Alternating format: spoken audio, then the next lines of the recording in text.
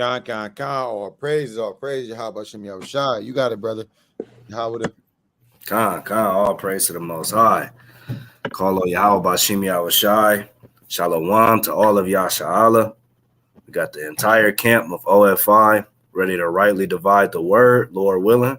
Stand on his word in spirit and in truth, and bring you a lesson on this Passover, which is quickly approaching. We got the Passover on Monday night. All praise to the Most High.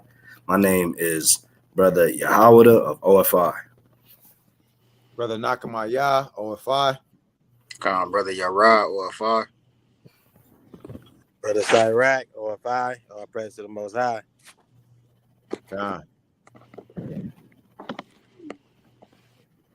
All praise to the Most High. All praises. Yeah, so we ain't going to waste no time. We're going to go ahead and get right into it. We're going to start in the book of Exodus, chapter 12. I'm going to start in the book of Exodus, chapter 12, from the top. From the top? That's right. This is Exodus, chapter 12, and verse 1. And the Lord spake unto Moses and Aaron in the land of Egypt, saying, This month shall be unto you the beginning of months. It shall be the first month of the year to you. Speak ye unto all the congregation of Israel, saying, In the 10th day of this month they shall take to them every man a lamb, according to the house of their fathers, a lamb for an house. Keep going. All praises. And that gets into, this Passover is very, very, very, very serious, because we got to understand that we're getting back to our true heritage, our true biblical heritage. And we notice that the Most High has commanded us as Israelites to keep our heritage and to keep the feast days in their respective seasons. And so what the Passover is going into is, that holy convocation and that holy, that holy covenant that the Most High made with us when we was in captivity in Egypt. Bring that back, King. Verse 3. God. Bring back at verse 2, Baba Kashah. I know the brother froze. Go ahead. This month shall be unto you the beginning of months. And we know that this month being the beginning of months, this is how we get into our new year. Chiefly when you get into the other nations and paganry and so-called America, Babylon the Great, right? They all keep the January 1st as the new year. And that January 1st is not our new year. We see biblically, we go by the new moons. We go by the new moons that tell us what our new month is. From that, we know that it's 12 months. And we know we just left the month of Adar, which is our 12th month. And now we go to the month of Abib, which this is what gets into. So this is how we know when we keep the Passover. We had the new moon that fell on the 20th, and we know 14 days, right? From that is going to be the Passover, right? So from that perspective, go ahead, bring it out, King. It shall be the first month of the year to you. So the first month of the year. So now we see we're in the first month, which is the month of Abib. Go ahead. Speak ye unto all the congregation of Israel, saying, In the 10th day of this month they shall take to them every man a lamb, according to the house of their fathers, a lamb for an house. So, Laki, now you notice that this doesn't say speak ye to Moab, speak ye to Edom, it says speak ye to who? The congregation of Israel. The congregation of Yasha'Allah. Because this is for us. This is our heritage that the Most High gave us. And we know when we get into this Passover, and as we get into this lesson, we'll even go into the fact that not only did the Most High foreshadow through the Passover, Yahweh Shai, being that perfect lamb without spot, without blemish, right? That will be sacrificed as an offering for the cleansing of the sins of the children of Israel. We also see that lamb had to be set apart. So as I said, in the 10th day of this month, they should take them every man a lamb according to the house of their fathers a lamb for a house. So, we got to kind of get into this thing. You know what I mean? When you go into the Passover, you have to eat lamb because the lamb is the sacrifice, right? Read on, King. And if the household be too little for the lamb, let him and his neighbor next unto his house take it according to the number of the souls. You see that? So not only do you have to get a lamb, you have to have a lamb that's big enough to feed everybody in your house.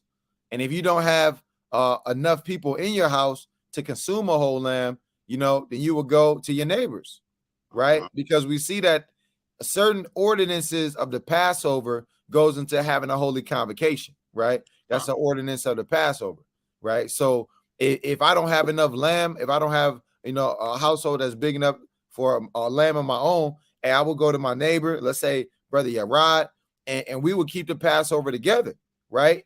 A lamb that's big enough for both of our households. Go ahead. Every man according to his eating shall make your count up for the lamb. Your lamb shall be without blemish. It shall be without what? Your lamb shall be without blemish. Hey, because we know, this lamb is a sacrifice. And we see that in the law that the lamb should be without blemish. The sacrifices should be without blemish. That means that you can't go get a lamb that's blind. Hey, that's wicked. You can't go get a lamb that got them 3 legs, a lamb that's kind of maimed and dingy. And it has to be a perfect lamb because we know through the spirit that lamb represents Yahushua. And that perfect lamb who had no spot, who had no blemish. Read on, King.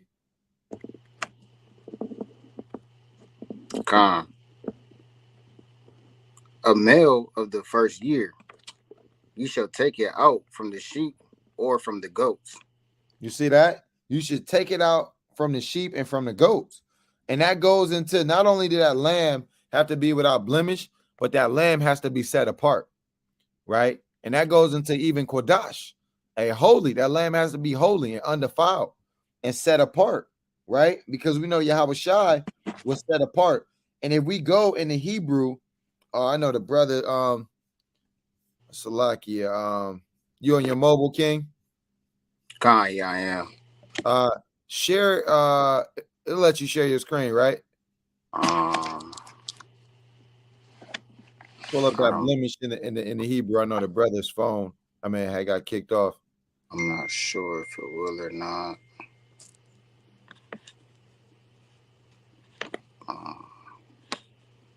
It's all right, King. I'll just read it, right? You got it?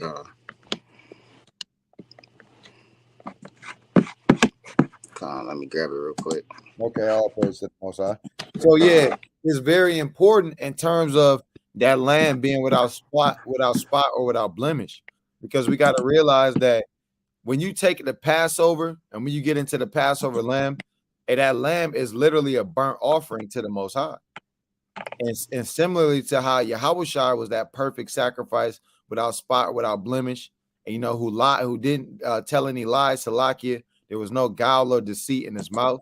He came in the flesh, but he didn't transgress the law in any way, shape, or form. So just how Yahushua was that perfect lamb, and we got to get a lamb that's without spot, without blemish. And when that goes into though being in captivity, most of us we don't have a farm. You might not have a lamb that you raised.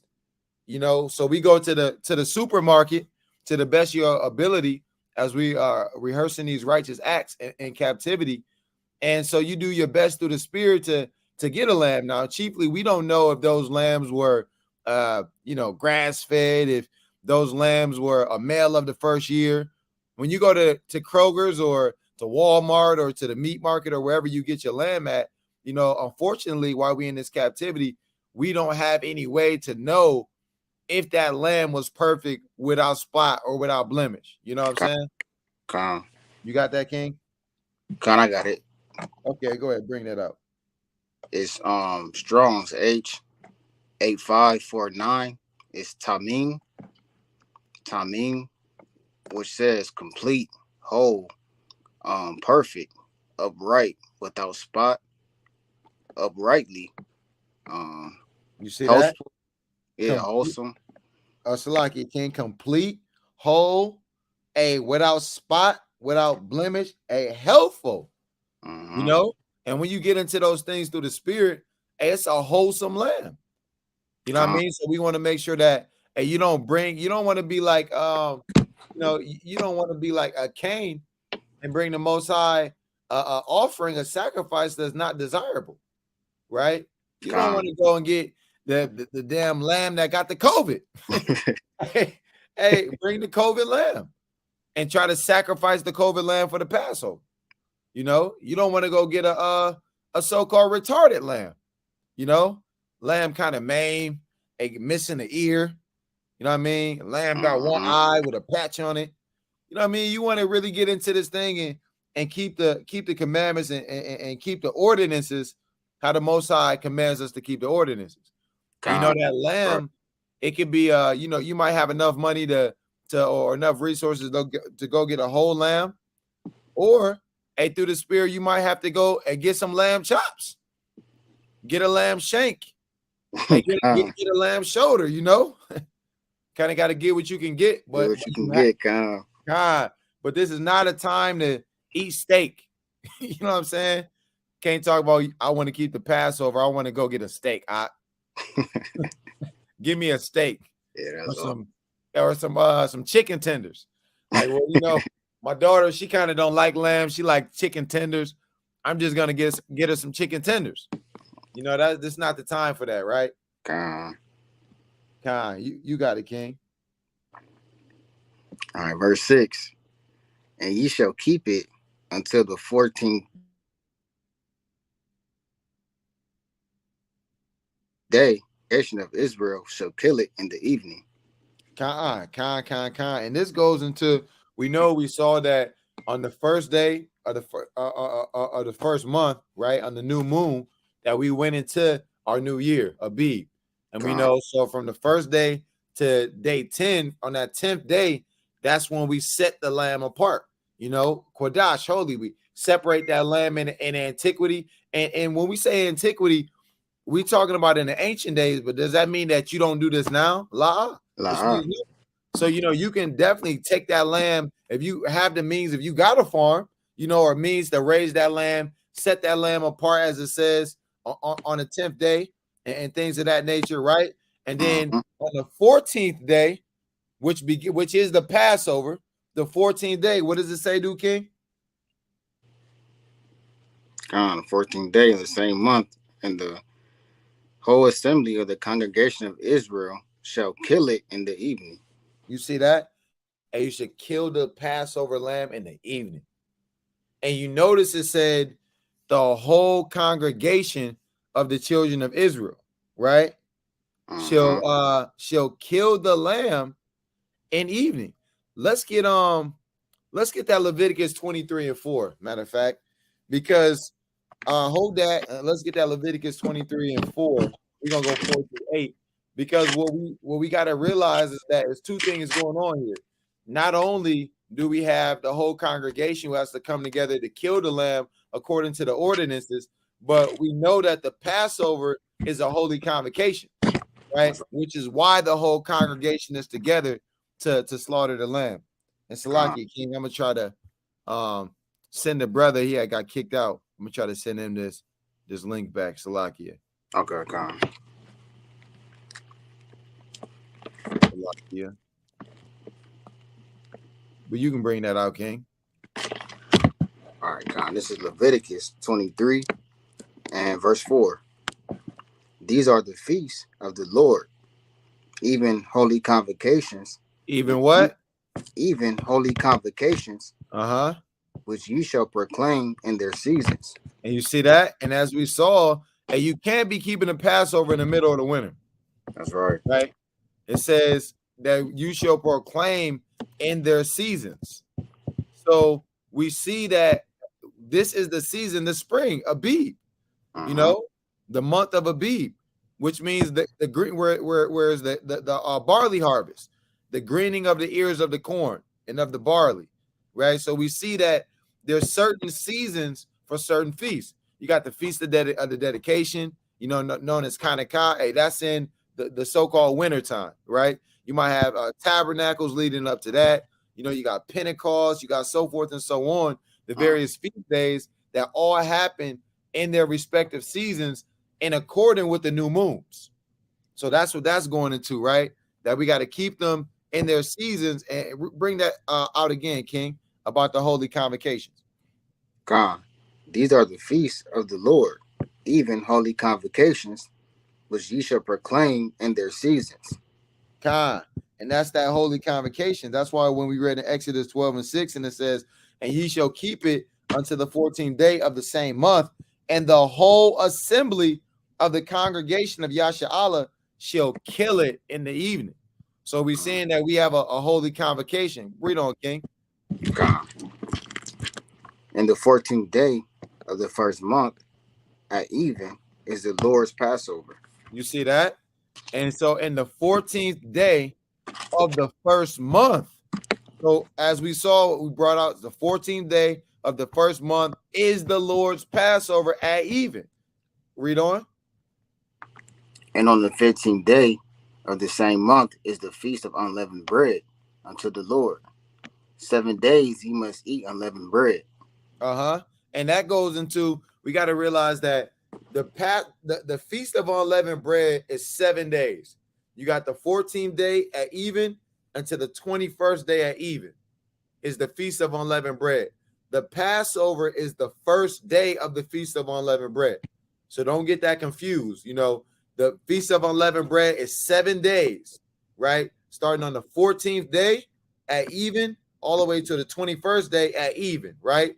But the first day of the Feast of Unleavened Bread is called Passover, And on Passover, just how you see, hey, we can't eat any unleavened bread, which we'll get into through the Spirit. Read on, King.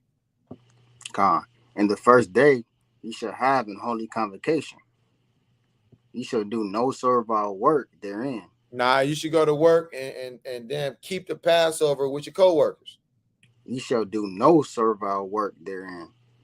And you see, so another thing is that, and when we go into that servile work, is work for hire, right? You should do no manner of work. This is the Passover. This is a high holy feast day, but you see how we're commanded the first day you should have a holy convocation. Can you pull up that convocation, Baba Kashah? God, let me go to it. All praise. Shalom, brother Yahweh. Shalom. All praise. Salaki, hold on 1 second. I can't hear anyone.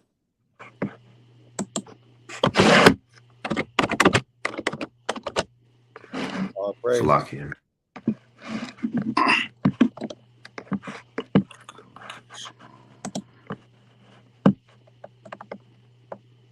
Con. So that holy convocation, and it's when we get together in that holy convocation, it's time to turn up in righteousness. It's not a time to kind of be together, kind of your head all down, you're sad. I'm just gonna keep the Passover by myself. I'm kind of just gonna do it my way. That's off. The Most High commands us to have a holy convocation, and we already know that holy in the Hebrew, that Kodash, is to be set apart. This is a set apart day. It's not like your pagan feast day where you go to your auntie house for damn Thanksgiving. You kind of sitting there, you're going outside, you're rolling up. Hey, it's time to abstain from all uncleanliness, purge out that leaven, and come together in righteousness and to have a feast.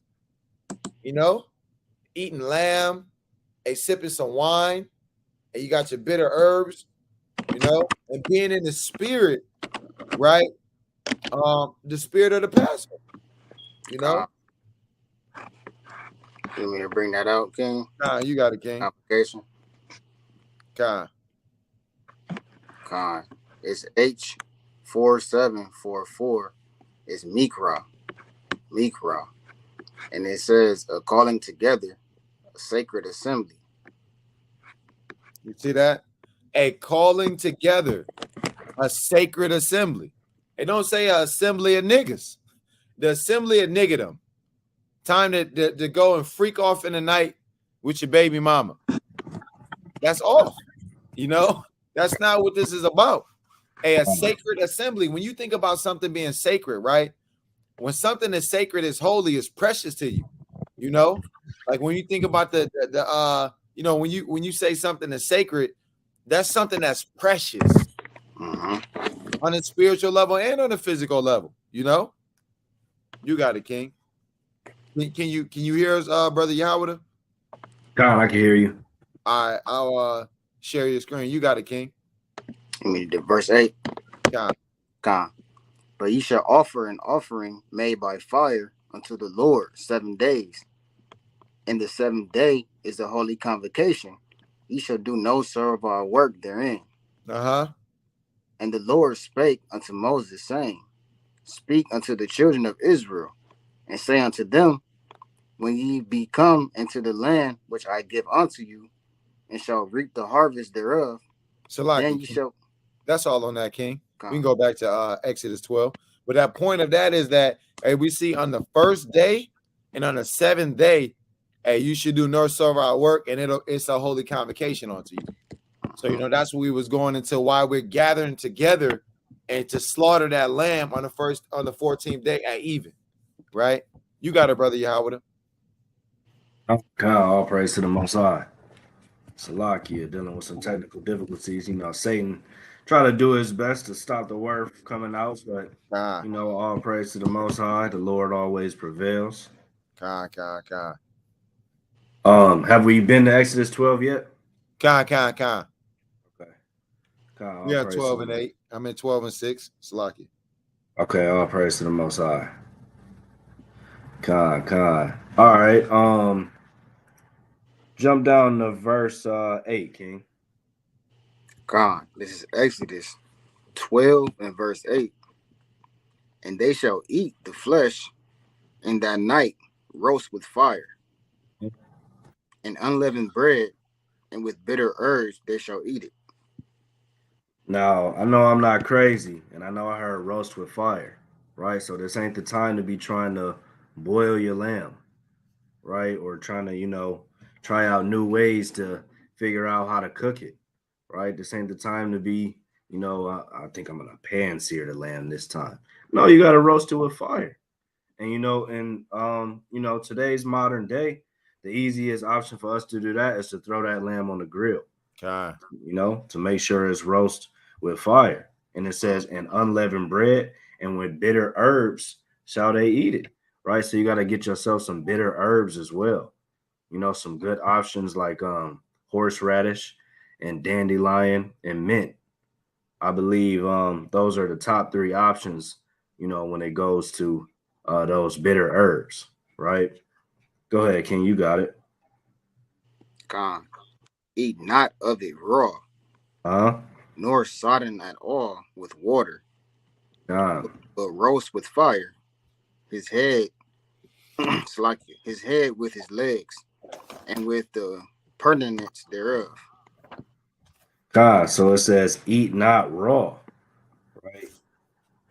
You know, that's something that we can't do because we commanded to not eat blood, to not eat the blood of an animal. Right. That's off. That's not something that, you know, we do. And it says not sodden with water either, but roast with fire. So, like I was going into, this ain't the time to be trying to boil your lamb or figure out new recipes and things like that. Hey, you roasting them with fire and you keeping every ordinance to the best of your ability by the precepts, right? Through the precepts, we get understanding. So therefore, we hate every false way, right? So there's no need to try to go off script, get into your word, you know, watch stream yards and things of that nature where brothers is rightly dividing the word and bringing out and teaching how to keep this Passover, right? You got it, King. Yes, Slocky King on that. Let's go to Genesis 22. And I think I want let's go to Genesis 22 and verse 7. And verse 7. 22 Genesis 22, 7 and 8, Baba Kashah. Because like the king is getting into, and that roasting with fire is very important because essentially, that Passover lamb that represents Yahweh Shai, that's a burnt offering to the Most High. That's You right. know, that's a burnt offering to the Most High, and you can't take the burnt offering and you can't put it in the microwave, right? That's off. You can't take the lamb, kind of douse it with all this paprika or whatever type of manner of seasoning, you know what I mean, and put it in the microwave. You know what I'm saying? Or Jake kind of put it in the air fryer. Put God. the lamb in the air fryer, right? Because we gotta understand that, because we are part through the spirit and part of Bashem Yahushua, that royal priesthood, and this is literally a burnt offering. You know what I'm saying? That we making as a sweet savor unto the Most High through the spirit of Yahweh Bashem Yahushua. Let's get that as an example. Let's get that Genesis 22:7, Baba Kashai.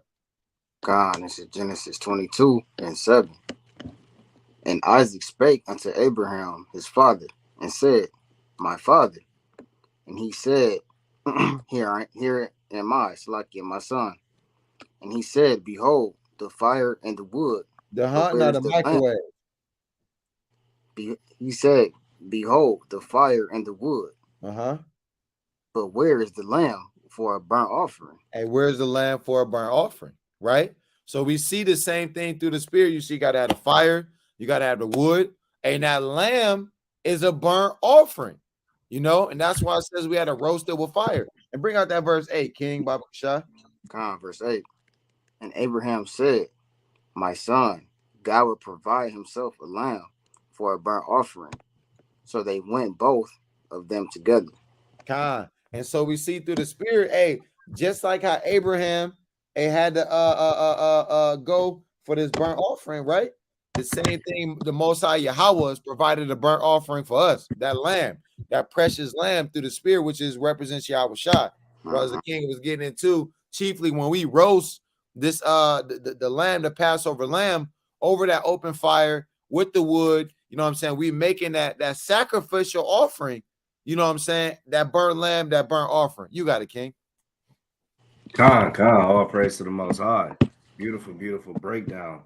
And then, getting back into where we just read in verse 9, where it says, Eat it not raw. I wanted to get a quick precept on that in Leviticus 3:17, King. God. Baba Kashah, Leviticus 3:17.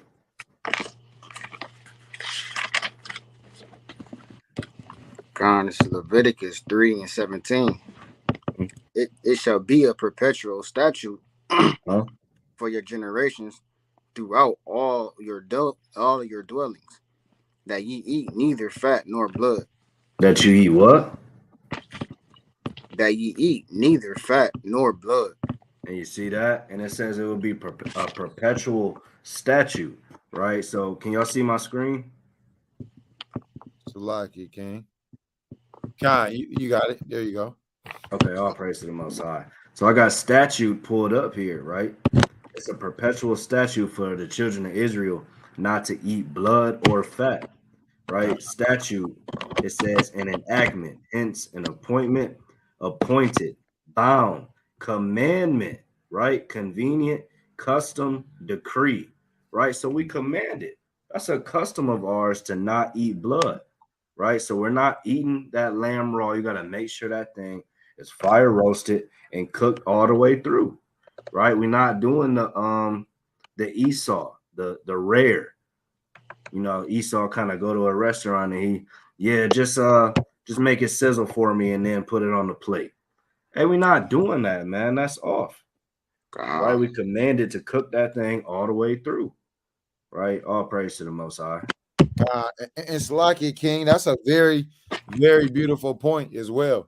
You know what I mean? This, like King said, this not Esau's Thanksgiving, right? We're not sitting there and cooking the lamb medium rare. You know what I'm saying? Fatty lamb, right? And I want to precept that too in terms of let's go to Leviticus 17:11, because we got to realize that the blood, the life is in the blood.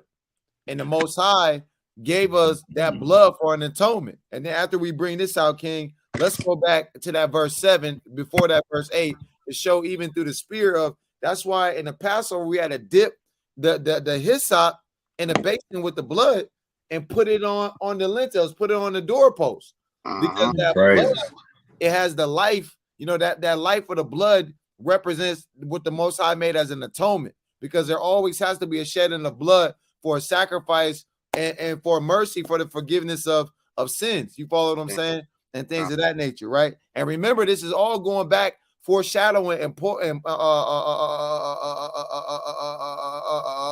to Yahweh God, right? Let's get that Leviticus 17 and 11. This is Leviticus 17 and 11. For the life of the flesh is in the blood.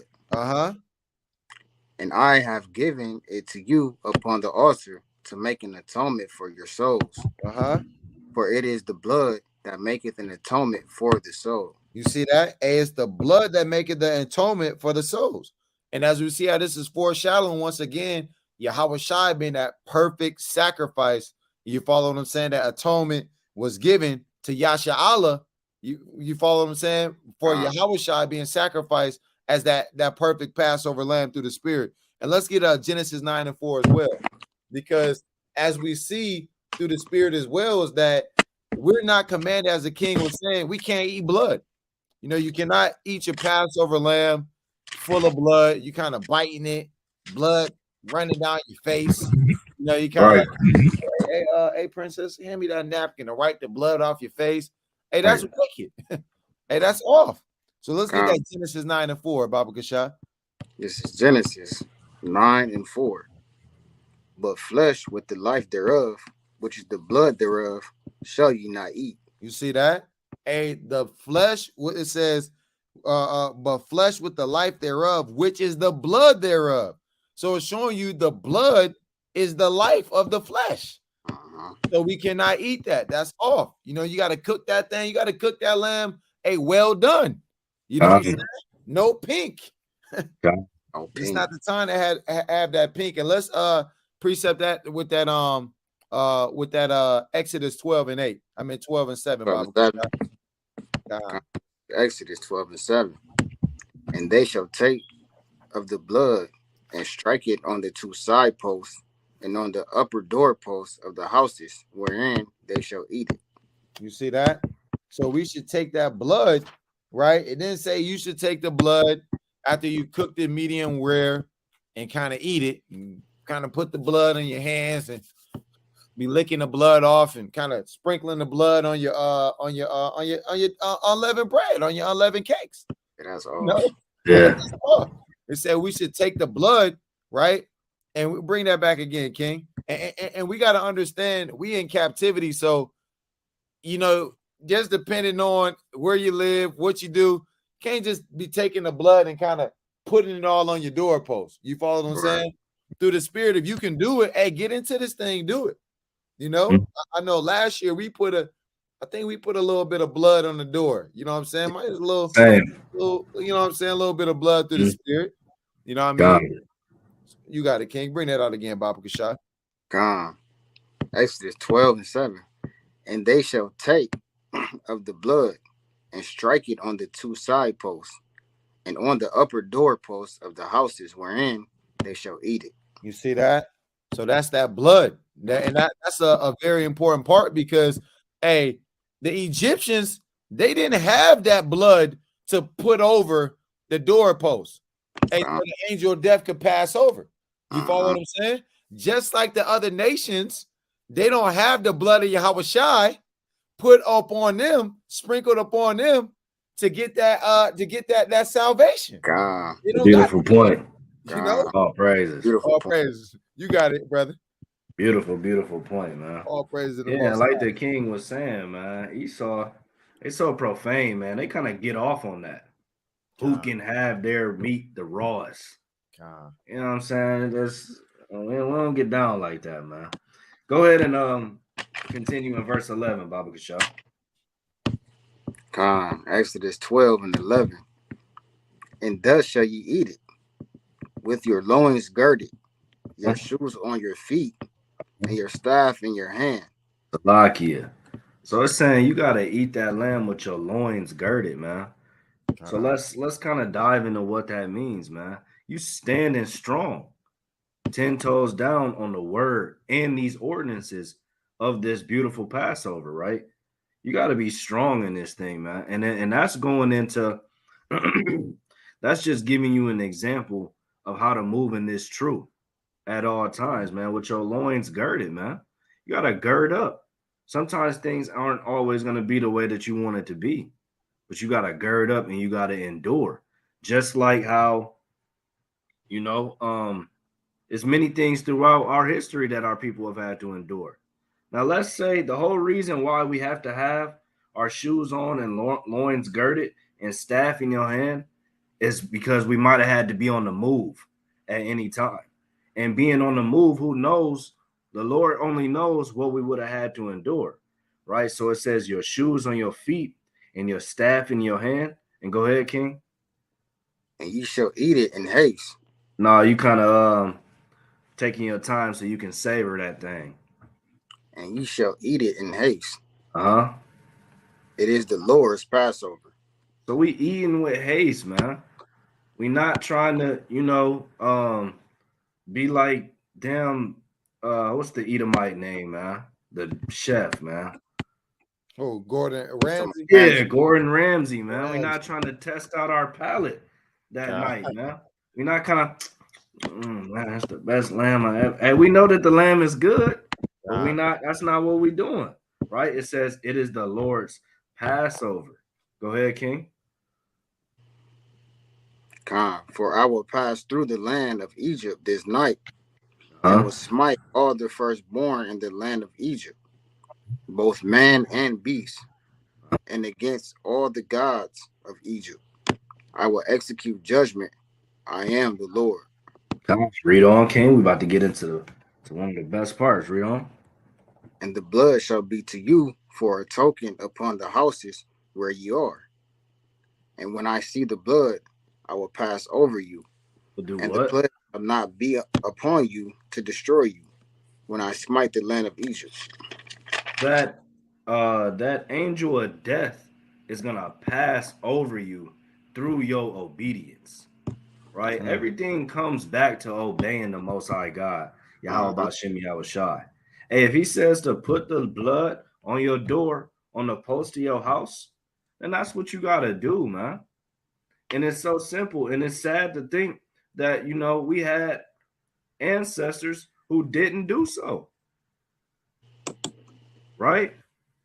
So guess what? It all comes back to keeping the commandments of the Most High God, man. Hey, if you able, like the king was saying, get that blood up there on your post. Because the Lord can still do what he wants at all times. You said Salakia, King? No, said Khan. Right, I was just agreeing. Okay, Khan, all praises.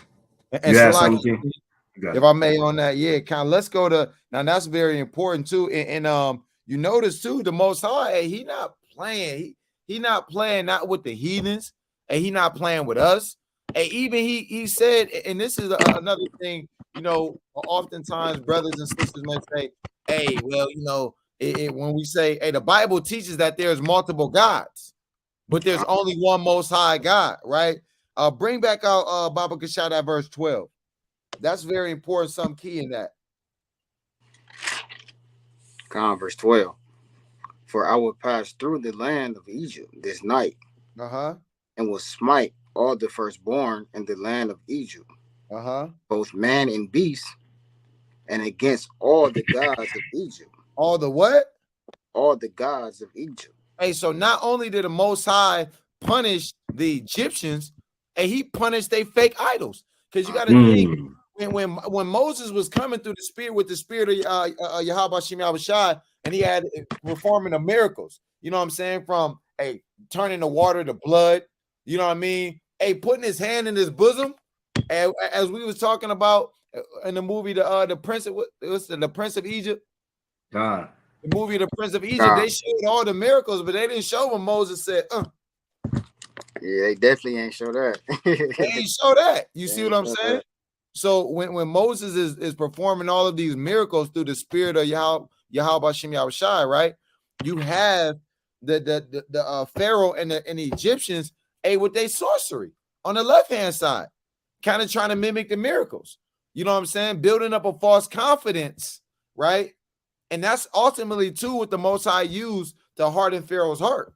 You see what I'm saying? So from that perspective, not only was judgment brought in terms of physical death and physical calamities upon Egypt as the land and of the people, but also in their consciousness and their understanding that, hey, they serving idols and they don't serve the Most High God Yahweh.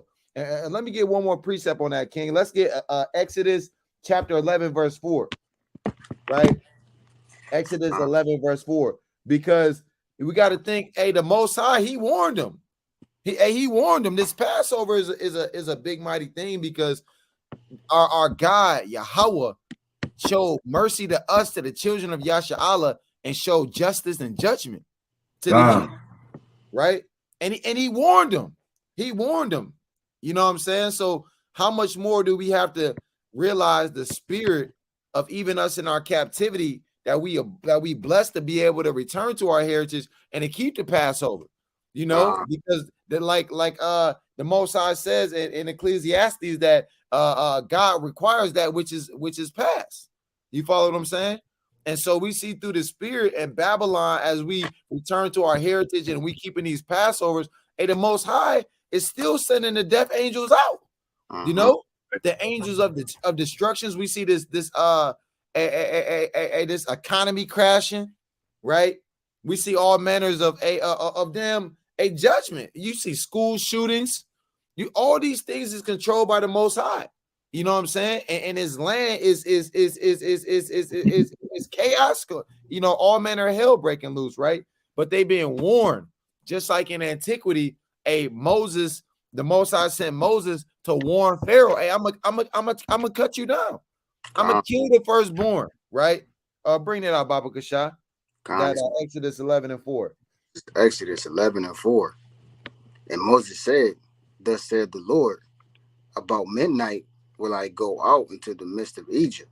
And you see that? About midnight will I go out into the midst of Egypt, right? Go ahead. God. And all the firstborn in the land of Egypt shall die. From the firstborn of Oh, you got it, King. God. From the firstborn of Pharaoh that sitteth upon his throne, even unto the firstborn of the maidservant that is behind the mill. And all the firstborn of beasts. And all the firstborn of beasts. And so we see that when the Most High said, hey, he will go out at midnight, that's that. Now, did the Most High get off his throne in the third heaven and kind of get off and hop in a chariot and come down to earth? You know what I'm saying? Hey, that's that angel of death, right? Why we had to put that blood over our door. So, hey, when that angel of death, when the Most High sent out that angel, that messenger of death at midnight, hey, we didn't get smite. And one more precept, read on to this. And this is a precept. Let's go down. Let's read on to 7, though. Let's read on to 7, because we always bring this out, but really thinking about the context that he was said in when he says, not a man or a beast move his a dog not move his tongue against the children of Israel. Hey, that's in the spirit of saying, hey, look, man, Pharaoh, you've been oppressing my people, right? We was in hard bondage. You follow what I'm saying? But hey, Yasha'Allah is my chosen. You know what I'm saying? So just to keep in context the power of the Passover and the spirit that's behind the Passover. Go ahead, King. You got it. God. And there shall be a great cry throughout all the land of Egypt, such as there was none like it. And nor shall be like that also goes into, we got to keep into account that during the time of these various pharaohs, you got to think there was a time where they killed all of our firstborn. You follow what I'm saying? Where they were you got to think during the time of Moses, why Moses even was put in the basket by his mom and sent up the river. So you got to think about the cry that had went in Egypt on that side of the Most High. Yahweh was a man of war, right? And he executes justice and judgment. So just the things that they did to us, Now we see through the spirit, the Most High bringing it back up on their head, but 10 times 10 times 10. You know, he said, "I'll cry like never happened." You got to think about how our women felt when Pharaoh was killing the babies. You know what I'm saying? And telling the midwives, hey, when the Hebrew women come to have babies, hey, to kill them. You know what I'm saying? Go ahead, bring that out, King. Baba Kasha. Nor shall be like it anymore. But against any of the children of Israel shall not a dog move his tongue against man or beast, that ye may know how that the Lord doeth put a difference between the Egyptians and Israel. You see that? And this right here is powerful too, because it goes in through the spirit. You got to think, not only the death angel of death didn't only kill people, also the firstborn of the beast. So through the protection and through the spirit and part of Yahweh Shemi Al-Shai, when we putting that blood up on the door, you follow what I'm saying? It not only protected us, it also protected our flocks and things of that nature. You know? So all praises. You got it, King. Man, beautifully said. I want to get 2 quick precepts to the king's point. Let's get Deuteronomy 10 and 17. Baba Kasha. Beautifully broke down by the brother. All praises, Most High. 2 supporting precepts to the king's point. Deuteronomy 10 and 17.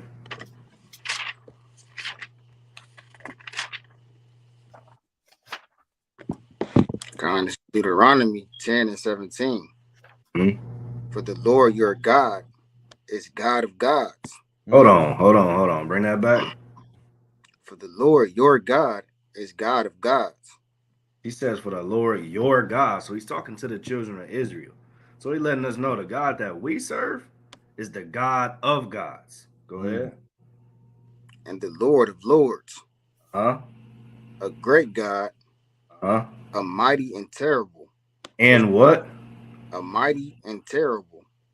Go ahead. Which regardeth not persons, nor taketh reward. Hey, so you got to understand, we often hear about, God is good, God is great. I don't think people really understand the limit that they put on the Most High God within their own mind.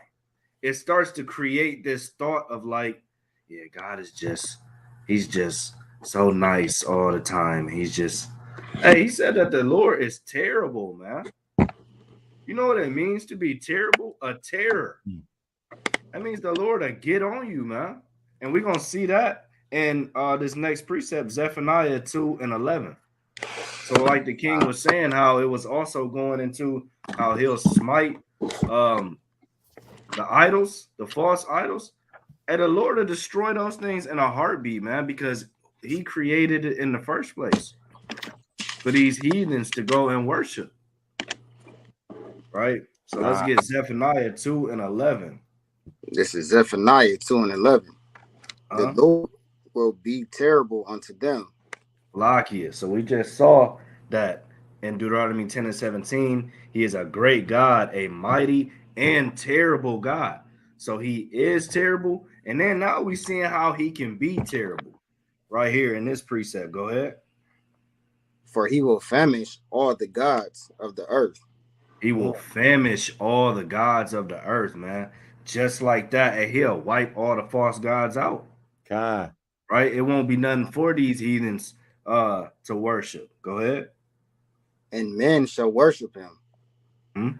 Every one from his place, even all the isles of the heathen. Hey, so if the Lord want to, man, he'll get all these false gods up out of here, and he'll have every man, every woman, every child, every beast, every insect, every plant bowing to him, right? And worshiping him. See, that's all praise to the Most High. I want to bring those out to the king's point. Beautiful point. And one more precept to land me back on that. Let's get that Psalms 136 and 2 and 3. It's not a king that's bringing out that, hey, we worship the God of gods. You know what I'm saying? And this not the Passover of them Osiris. They got Right. guys in Egypt. You got the Osiris. You got the Horus. Damn Geb. You know, this God. is not that. This is Yahweh, the God of gods, right? Let's Right. get that Psalms 136 and 2 and 3, Baba Kashai. Psalms 136 and 2. Oh, give thanks unto the God of gods, Uh-huh. for his mercy endureth forever. And his mercy endureth forever. Even back to us being able to put that blood upon the above the doorpost. Hey, that was Right. the Most High showing us mercy. God. He cut us down. God. Yeah, you know what I'm saying? In Egypt, he could have cut us down. Right? Read on, King. Oh, give thanks to the Lord of Lords, for his mercy endureth forever. Hey, for his mercy endure forever. Hey, and bring out that 4, Baba Kashai.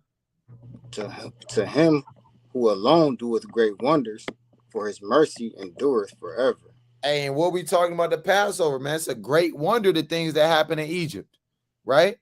Hey, you know what I'm saying? Even when they say, what is that in Jeremiah? When they say that they're no more going, I think Jeremiah 16, ain't it? Say that they're no more going to say that this is the God who brought the children of Israel out of the land of Egypt, but talk about who brought them out of the land of the north and all Oh, of that. God. I think that's Jeremiah Jeremiah 23. Con, black, con, you know? So hey, that's the God we serve, the God of gods, you know, hey, the most high God who keepeth justice and mercy and judgment, you know. All praises. All praise. You got it, I'm King. here actually. I'm gonna bring that out for you. All right, the water, King. It's Jeremiah 23 and 7. It says, therefore, behold, the days come, saith the Lord, that they shall no more say, the Lord liveth, which brought up the children of Israel out of the land of Egypt. You see that? Hey, and that goes into the Passover is such an important as it says, it should be a memorial throughout our generations. And not just our generations, when you go into any type of religion, any type of all these civilizations from antiquity even to now, everybody knows about this account where the Most High saved the children of Yashala out of Egypt. And it came through the Passover. You know, read on. God, verse 8. But the Lord liveth, which brought up and which led the seed of the house of Israel out of the north country, and from all countries whither I had driven them, and they shall dwell in their own land. You see that? So, hey, the Passover is mighty, man. Getting into our freedom, these accounts, and even bridging the gap from antiquity into prophecy. So you see an account of antiquity of things. Then Job 8 and 8 say, hey, therefore search out the times of your forefathers, paraphrasing, right? To now seeing the future prophecy of where they're going to be saying, hey, they'll no more even talk about the marvelous wonders what the Most High did. Now, we'll still be keeping the Passover, so forth and so on. You know, not saying that that'll be done away, but talking about, hey, we even see how the Passover and what happens in antiquity ties into future prophecy, right? You got it, King. Right. All praises, man. Beautifully said. Beautifully said. All praises. All praise to the Most High. All right, let's I think we're at 14, King. Exodus 12 and 14.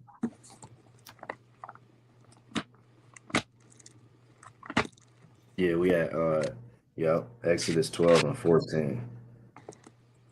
God, this is Exodus 12 and 14. And this day shall be unto you for a memorial. Lock it. And that's beautiful, man. That's just what the king was getting into. This day will be unto us for a memorial, man. Something that we, a statute that we're going to live by and keep forever, man. We're going to be keeping the Passover in the kingdom, right? If brothers and sisters didn't know, this is something that we rocking with forever. All right, go ahead. And ye shall keep it a feast to the Lord throughout your generations. Well, ye shall keep it a feast by an ordinance forever. Go ahead. 7 days shall ye eat unleavened bread. Even the first day ye shall put away leaven out of your houses. For whosoever eateth leavened bread for the first day until the 7th day, that soul shall be cut off from Israel. You see that? And that's one of the very important ordinances of the Feast of Unleavened Bread, right? And the first day of the Feast of Unleavened Bread is the Passover, right? So as it says, 7 days shall ye eat unleavened bread. So what do we think that means? That means for 7 straight days, you got to eat unleavened bread. You Uh-huh. can't go a day without doing so, right? So this ain't the time to be, pulling out that old grandma's recipe book, right? Where she got 100 recipes that's been passed down throughout the generations. Because if you don't eat unleavened bread for 7 days, then you're not keeping the feast of unleavened bread properly, right? And Kind it Salaki says, you on got it, that, King. King. Salaki, King. I just want to show. No, you got it, King. While I pull it up, Salaki. Okay, all praise to the Most High. No problem, King. It says, even the first day ye shall put away leaven out of your houses, right? So we gotta get. I know we send out a list throughout our camp to where anything that contains leaven, leavening agents, and you know how crafty Esau gets. Some of these things have other names, right, that contain leaven. You're not going to just go to your cabinet, take out every product, and it's just going to be as easy as, well, the Lord said we got to move all the leaven out of the house. Well, let me yeah, that says leaven. Yeah, that has leaven. It's not going to be that easy. You got to get into this thing and you got to, show some diligence, right? Do some studying. Watch these breakdowns. Get into your word and figure out how to keep this thing properly, right? All praise to the Most High. You see how the King has brought this list up. And just going through some of them, see that cream of tartar, sodium bicarbonate, sodium pyrophosphate, right? So those are all the type of things, and then so on and so forth, are things that's going to contain leaven in it.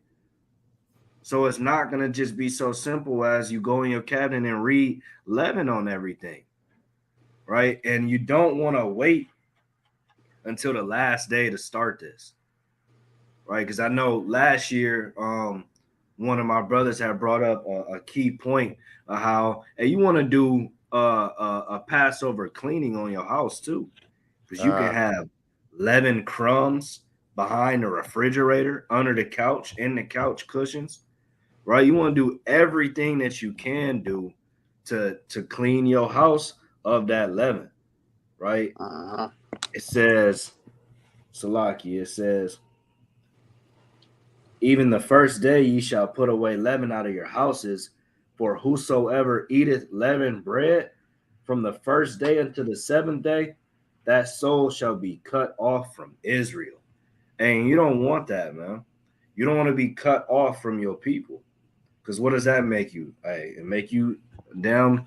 You're in the same type of predicament as the heathens, man. Right? And you don't want that fate. So you gotta make sure you get that leaven up out of your house. You had some, King?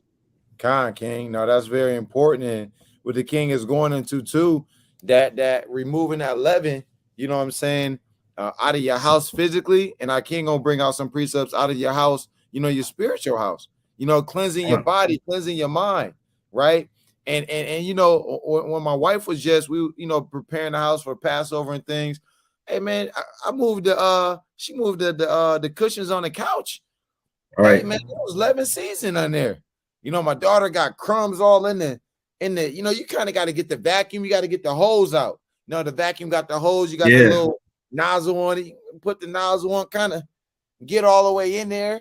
You know what I'm Yeah, I saying? think that Clean was that you up. that mentioned that to us last year. Con. You know what I'm saying?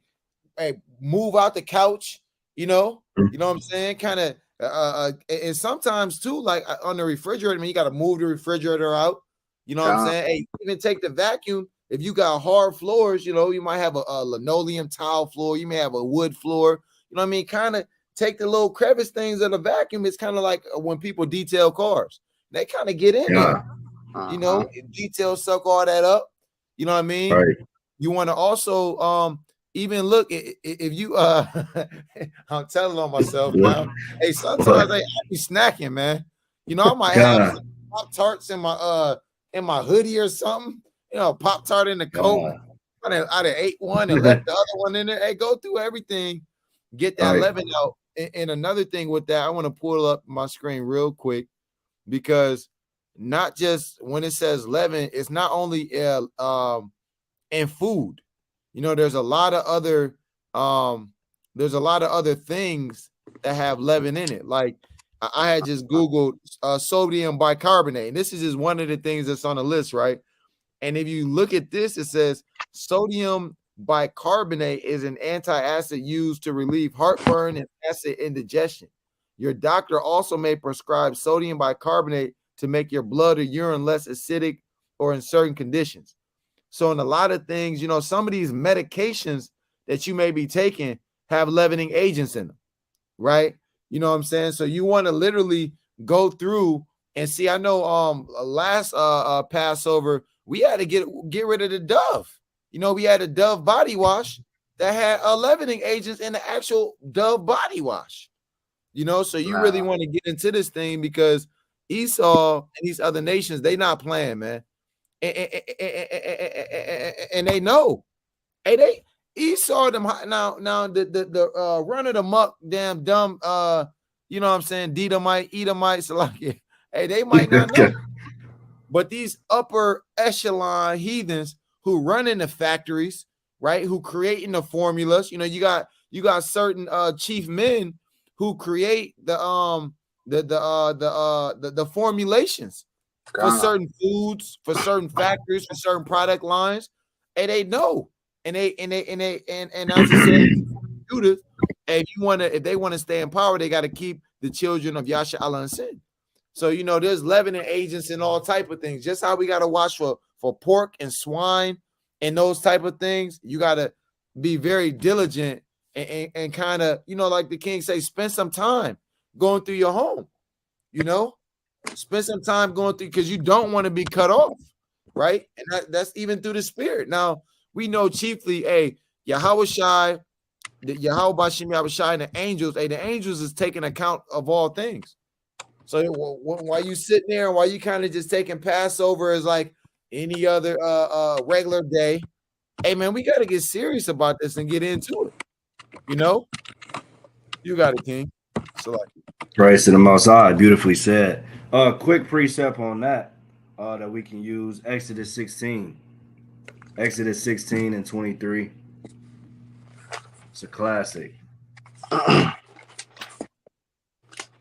Exodus 16 and 23. Exodus 16 and 23.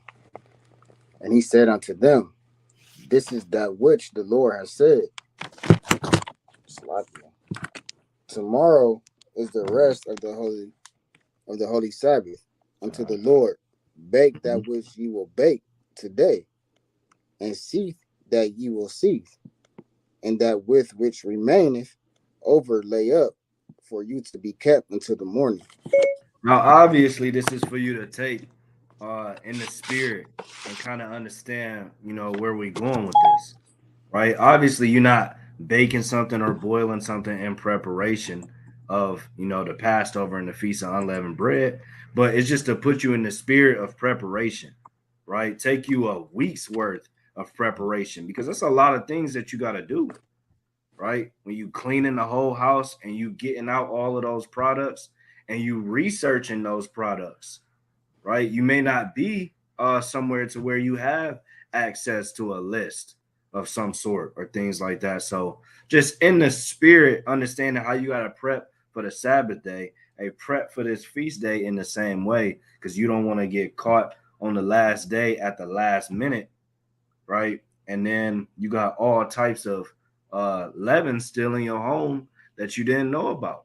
Right now, obviously, the Lord is going to have mercy on who he wants to have mercy, right? But however, if you are hearing this, or if you know about these type of things, then just make sure you taking, a good amount of time to prep and get your home ready, right? All praise to the Most High. On that, let's get that Proverbs 24:7, King, to lay me back off that, because preparation is very important. And as a nation, Yasha Allah, sometimes we so lazy, man. I know myself. That's a spirit that I fight constantly. The spirit of slothfulness and laziness, kind of the take it easy spirit. Yeah. Kind of just want to be, well, you know, hey, Jake and Eve got the I can wait till the last minute spirit. You know what I'm saying? Like, well, Procrastination Passover, spirit. kind of procrastination spirit. I got to Monday at sundown. So here it is, Sunday at sundown. And now you want to go through the whole house. Right. You know? So this goes into that preparing to work, because this is work we got to put in, right? It's work to get the kingdom. And when we think about in antiquity, you got to think about how even the work and to prepare to go and get a lamb, right? To set up, to slaughter that lamb. You got to slaughter it, right? You got to skin it. You got to dress it. You know what I mean? And you can't break no bones, which we're going to get into and all that. Like, you really had to be diligent in that work and that preparation. You follow what I'm saying? Bring that out, Bible Kashad, that Proverbs 24 and 27. God, this is Proverbs 24 and 27. Prepare thy work without. You see that? Prepare thy work. And this is work that you got to put in, right? You can't wait till the day that the work is due to then try to do the work. Hey, prepare to work without, right? Go ahead. God, and make it fit for thyself in the field. And afterwards build thine house.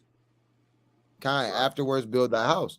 So it's telling you, you know, when it says prepare that work without, and then afterwards make it fit for the field, it's a similitude too. Like if you build in a house, you first got to prepare the foundation, right? Once you prepare the foundation, you got the blueprint, right? Then you got to go get certain building materials and things that you might have to get, wood, you know, shingles, you know, whatever those building materials are. It may be brick, maybe concrete, but you're gonna follow that plan, and then you're gonna then you know, you might have to clear the land, right? You know what I'm saying? If there's a lot of trees on the land, you might have to clear the land out, and then so you can make it fit to build upon. So how much more keeping these high holy days with the Passover, and you got to prepare to work first. Before you can go and keep the feast of unleavened bread, you got to prepare the work. You got to prepare your house and remove the leaven, right? You can't be keeping the feast of unleavened bread with a house full of leaven, right? And one more thing on that, King. Just one more thing, Bible Kashah. I just want to show this. Just an example of, because some people may not know, you know, before we came into this thing, into this truth, we didn't know. We didn't know any of these things. So here go a couple of recipes through the spirit right here. Praises. Salakia, let me get back to it. You know, a couple different recipes that you could do. My wife had put this together. All praise to the Most High. But you know, a couple different recipes through the spirit that you can do to eat unleavened bread all 7 days. You know, hey, cause sisters throw down, hey, brothers throw down, right? Right. We got we got a little righteous battle in our camp. You know, I think it's between brother Yahweh and brother Abraya. Who the best cook? You know what I'm saying? So but you see, we got the apple turnovers, and you see all of these have no leaven in them, you know, and you got the flour tortillas, you know, see unleavened flour, kosher salt, Crisco shortening, cold water, and all of these, you know, have real it's not a lot of ingredients to make these things. You know, you got your hot water cornbread, unleavened style. You know, you got your unleavened cookies. You got your unleavened pizza dough, you know, with the beef bacon on there and the beef pepperonis. And you got your unleavened grapes. You know what I mean? And then you got your classic unleavened bread. And you see, these are only like 4 ingredients. You got unleavened flour, oil, olive oil, salt, and water. You know, so just the get in the spirit. And we got our email on the bottom of this on this live. So if you want to access to this cookbook, you know, we'll through the spirit just send it to you in the email, so we can keep these high holy days, you know, and get back to our God. You got it, King. No, that was beautiful, man. All praise to the Most High. All praise. The water again. For the sister providing us with that, man. All praise. All praise to the Most High. And just one more precept on that, really quickly. Let's You get got it. Deuteronomy 28 and 47. Beautiful. Deuteronomy 28 and 47.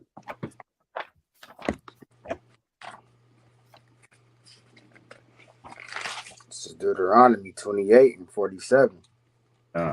Because thou servest not the Lord thy God with joyfulness and with gladness of heart, for the abundance of all things. Lock is. That's it on that. And this is just going just a little more into the preparation. Because if you wait until the buzzer, you're going to find yourself slothfully and in an unwilling spirit to want to get all of those things out of your home. You know how the brother was just saying, man, we Israel got that procrastination spirit on us.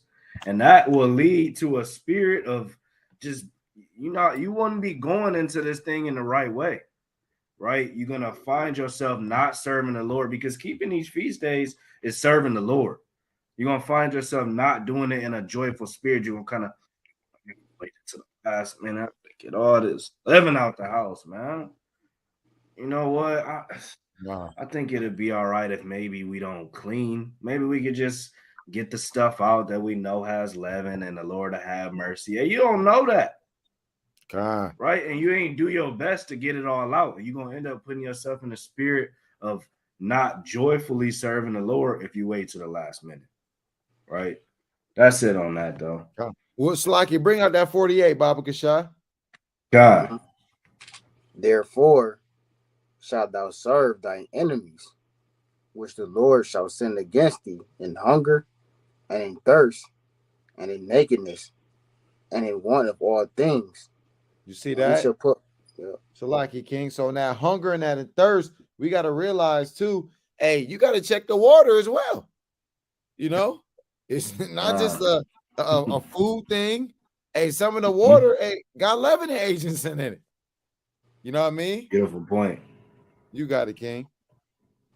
All praise to the Most High. Beautiful, beautiful point. All praises.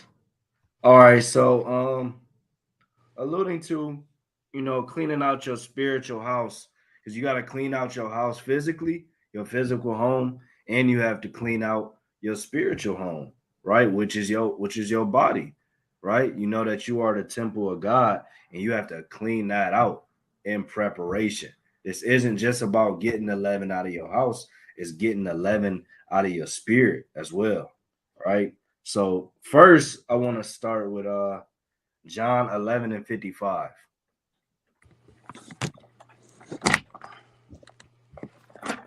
The book of John, chapter 11, and verse 55. All praise. And to the spirit brothers bringing out some daggers. All praise to the Most High. I got a new big Bible. So I got a lot of precepts that's in my regular Bible that's not in here. So this is perfect. I get to precept this up as well. All praises. All praises. Yeah, that's a big Bible. All praises. God. That was John 11 and 55. This is John 11 and 55. And the Jews' Passover was nigh at hand, and many went out of the country up to Jerusalem before the Passover to purify hold on, Salai King, before the what? Before the Passover.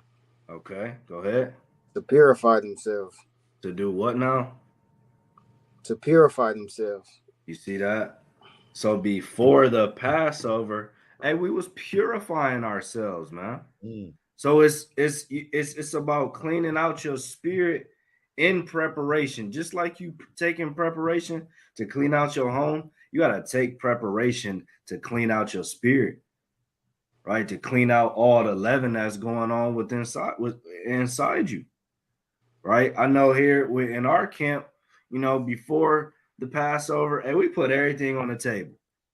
Anything anybody was, thinking or anything like that, man. We get everything out on the table because we want to go into the Passover decently and in order, right?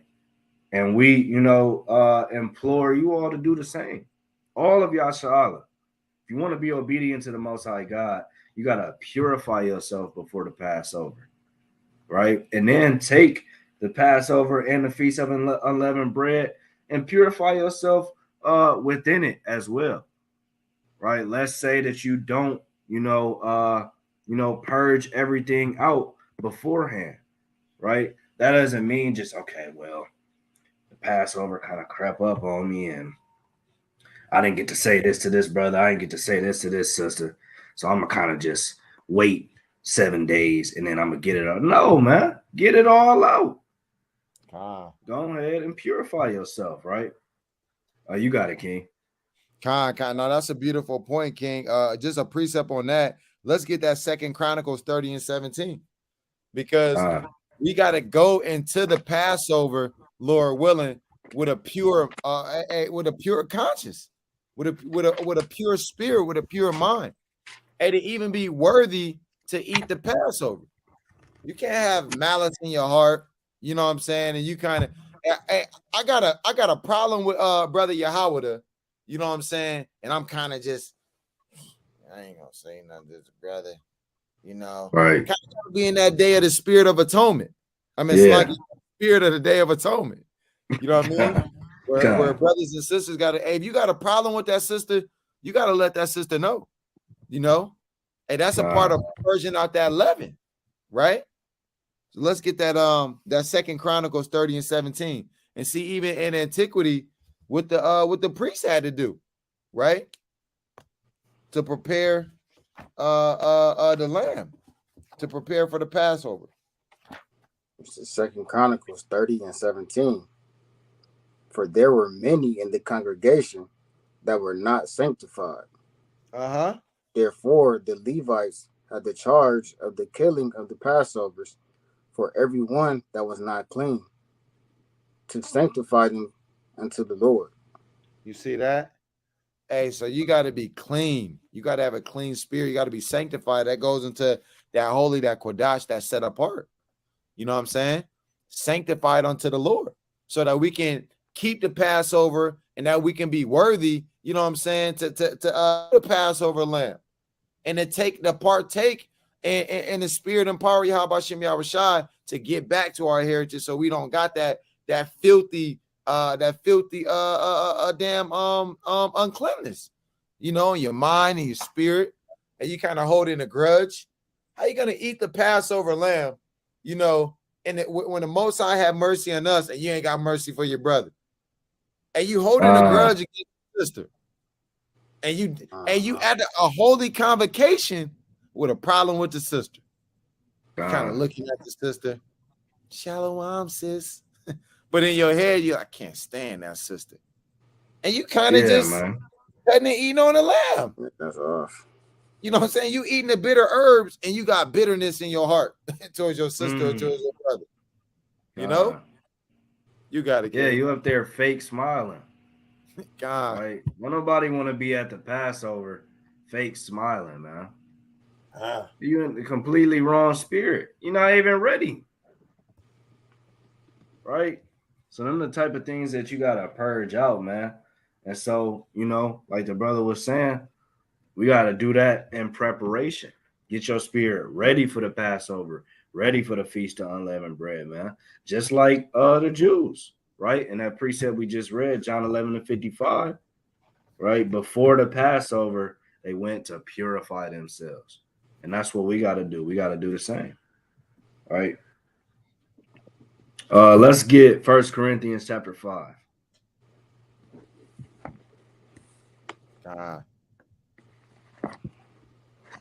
And start at verse 6, Baba Kasha.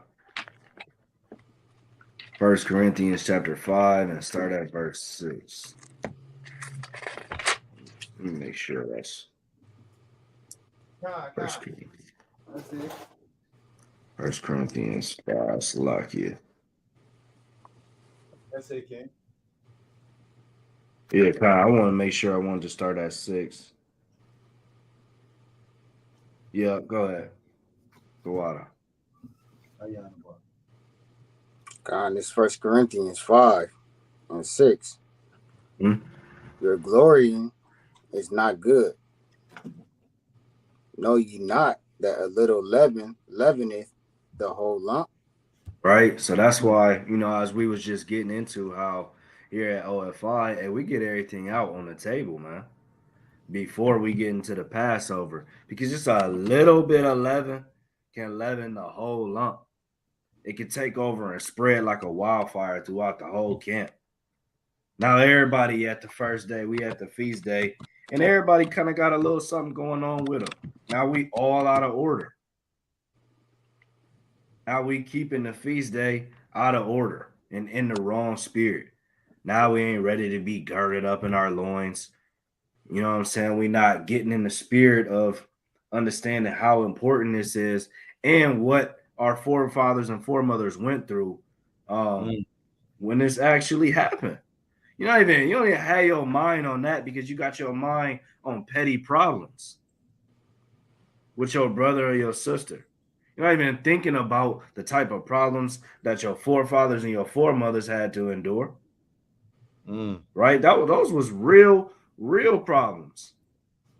You talking about petty issues that, you know what I'm saying, can just be talked over, right? So we got to clean that out before we let a little leaven the whole lump. Go ahead, King. Purge out therefore the old leaven, that ye may be a new lump, Mm, Mm.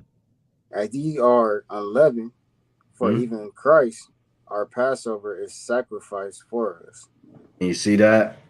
Right? You gotta purge out therefore the old leaven, that ye may be a new lump. And what is that going to?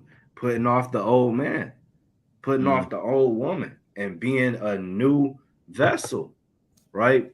Doesn't the Lord say in man, I can't think of the precept off the top of my head where you can't put the wine in the old bottles. You can't put new wine into old bottles, Mm-hmm. right? So you can't get into the spirit of the Passover while you still being that old man or that old woman, holding on to old things, right? Go ahead, King, in verse 8. Therefore, let us keep the feast, not with old leaven, neither Hmm? with the leaven of malice and wickedness. Yeah, man, you can't be all at the feast day with malice and wickedness in your heart for your brother or your sister, man. That's off. You standing there with your loins girded, but you standing next to your brother or sister. Think about if you had to really take off with them, man. Are you really gonna have your brother and your sister back when it come down to it? And that even goes into uh the adversity that we have quickly approaching, that we're gonna have to go through, right? We can think on the things that our forefathers and foremothers went through, but what about the things that's coming for us? If you can't even be on the same page and be in a good spirit and love your brother and sister at the Passover in these times, then what's to say that you're gonna have your brother and your sister back when we actually on the run? Uh-huh. When Esau and the other nations is trying to hunt us down, and we supposed to be all we got, right? So you got to Mm. get rid of that malice and that wickedness. Finish that out, King. But with the unleavened bread of sincerity and truth. But with the unleavened bread of sincerity and truth, man. And that goes into how we have to serve the Lord in sincerity and truth. Now, don't the Lord say if you claim that you love Him but you hate if your brother, then you a liar because you don't love Him if you hate your brother or you hate your sister. So therefore, hey, you faking it. What's the opposite of sincerity? Kind of, Unsincerity, fakeness. huh? All praises. Unsincerity, right? And then the opposite of truth is what? Lie, false. So you would be falsely serving the Most High God, man. So get get into your spiritual purging, man, before the Passover, before the feast of unleavened bread, and get those things up out of here, so you can serve the Lord in sincerity and truth. Con. Let's get that. This is one of my favorite precepts. It's treacherous how they try to do, how they did Yahweh Shai ultimately. But let's get St. Mark 14:1, because how the king is bringing out too is like, hey, it's kind of like that movie Purge. You know what I mean? And you in the movie Purge, man, they was going in. They had the damn what was it called? ARs. You know what I'm Right. saying? Hey, the one dude had the whole the little semi truck. Right. Hey, catching people up, trying to cut them down. We gotta have that spirit that we want to purge out the leaven in that same spirit. And you got to get your spiritual AR out and cut down the malice. You know All what I'm saying? praises. And you got to pull Yeah, up in man. that big truck with the harpoon, and damn shoot up, you know, falsehood, right? And what we don't want to do, as we see in this precept, right? We don't want to be in a spirit where we can't even focus on purging out the leaven because you still holding that malice. Hey, malice will have you twisted up. You kind of sit here, you like, man, the Passover 2 days, but you still got little petty contentions going on, whether it's in your camp, in your household, hey, even in your relationship. You know, if you and your wife got something going on, man, go talk to her. Hey, you and your husband got something going on, go talk to him. You know what I'm saying? Hey, you and your children, whoever it is, we got to go talk to them and purge out that leaven. But look at in this precept how wicked they were 2 days before the Passover, and they had so much leaven and hate towards Yahweh Shai, they were seeking to kill him. You don't want to be in that spirit. Let's get that, King Baba Kashah. Khan, this is Mark chapter 14, starting out 1. After 2 days was the feast of the Passover. You see that? Go ahead. And of unleavened bread. Uh-huh. So this is 2 days before the feast of the Passover and the unleavened bread. Uh-huh. And the chief priests and the scribes sought how they might take him by craft and put him to death. And put him to death. Man, you got to think about the spirit. Here they are, Israelites. You got to think the chief priest, right? Man, they plotting on how they can kill Yahweh Shai. And not only kill Yahweh Shai, how they can take him by craft. They know that he was perfect. They couldn't catch him up in no sin. So they kind of like, dang, how can we devise something wickedness to lie on Yahweh Shai that we can take him by craft, by deceit, and that we can get him put to death? So while you supposed to be casting out the leaven, man, they are here. They actually inviting in leaven. You know, wickedness and malice against our King and Savior, Hamashiach, woman like Yahweh Shai. So you don't want to be caught in that fear, Lord willing. You got it, King. God, that's beautiful, man. All praise to the Most High. That's a mighty, mighty account and example of how you got to get that up out of you, man, because you don't want to be caught up in that. And that was an extreme level, right? That was an extreme example, right? But hey, you can get there, man. Like the brother was saying, if you harboring that in, what you think is going to happen? It's going to keep building up and building up and building up. Imagine if a brother or a sister got malice and they never got rid of it from one Passover to another. Imagine if you was holding something for that long, man. What you think is really going to happen? And when that spirit hop on you, man, no man or no woman can retain the spirit. Right? So don't tempt the Lord. Right? All praise to the Most High. Brothers, have anything else on that? Lie. God. All praise to the Most High. Let's get we might have one more. Yeah, we can get the classic Romans 12. Romans 12 and 2.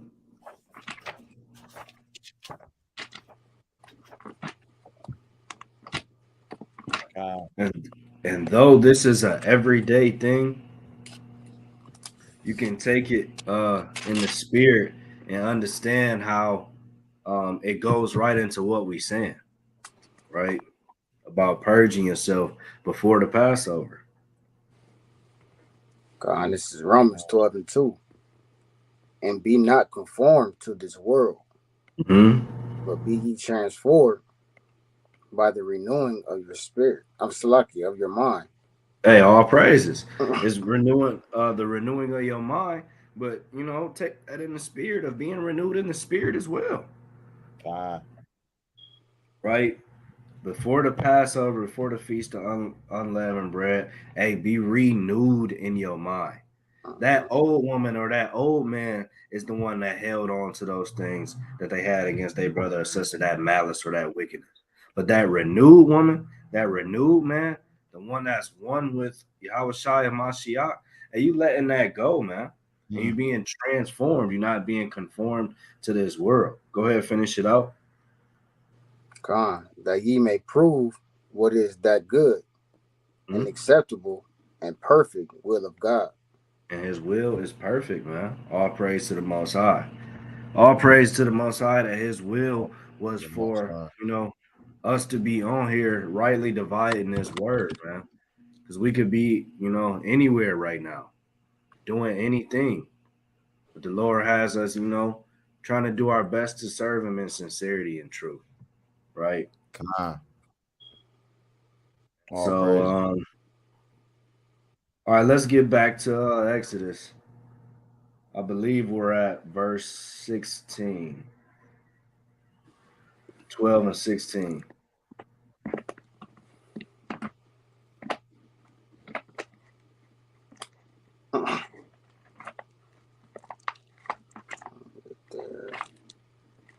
Unless while we're on the topic of purging out, brother Nakamaya, if you want to get into, being unclean for the Passover.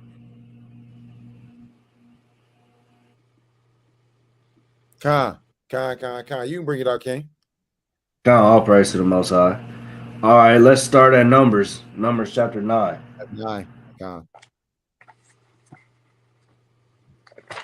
And then we're And going to this is start at verse.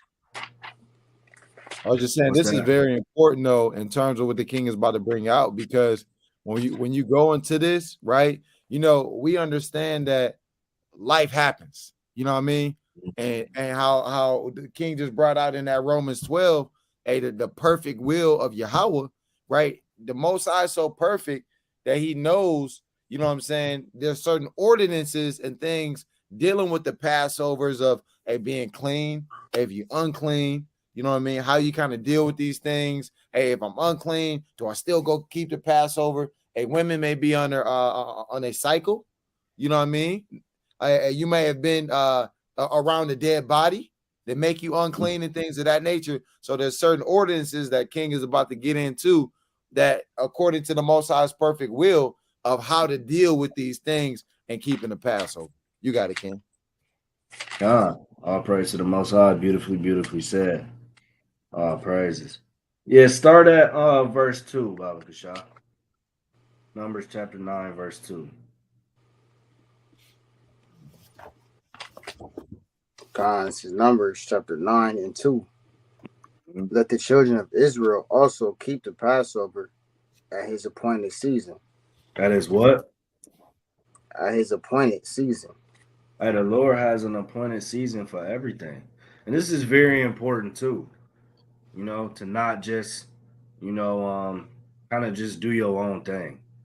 Get into the word, as we said before, or as the Bible has said many times, we get our understanding from the precepts. Therefore, we hate every false way. We're not doing the heathen thing where they just kind of, they got all type of just new days every year. National Boyfriend's Day, National damn take your dog to the park day. And we got beautiful accounts and beautiful memorials and celebrations to have in their appointed season year after year, right? Go ahead, King. In the And these 14th things day, mean something, Slocky. And these things mean something, man. It's got beautiful origins behind it. While the damn heathens got wicked origins behind everything that they celebrate, and we got beautiful accounts of us either being saved out of a perilous situation, right? Us, coming back to the Most High God and serving Him in sincerity and truth, right? Everything that we have that we celebrate that the Most High God has given us to keep year in and year out is based off something that is meaningful, right? All praise to the Most High. Go ahead, King. Salakia.